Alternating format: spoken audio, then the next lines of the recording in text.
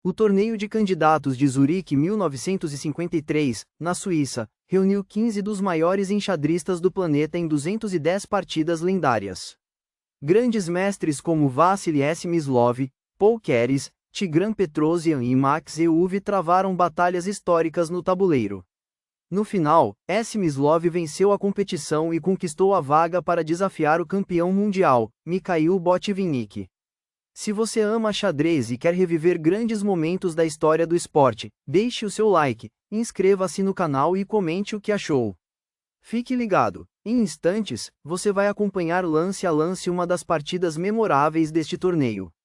A exibição será sem comentários, para que você possa se concentrar totalmente na genialidade de cada jogada ao som de uma trilha relaxante. Aproveite!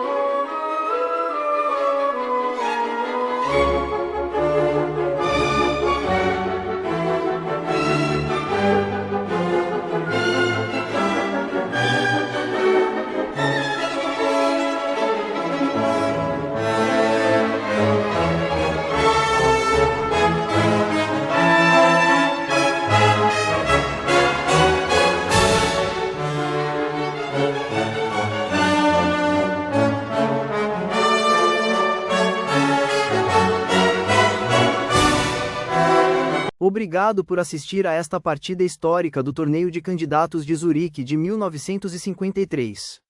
Se gostou do vídeo, deixe seu like, inscreva-se no canal Xadrez Play e compartilhe sua opinião nos comentários. Os links dos livros sobre o Torneio de Zurique de 1953 estão na descrição deste vídeo. Agora aguarde mais alguns segundos para conferir outras partidas históricas recomendadas e continuar assistindo aqui no canal. Até o próximo vídeo.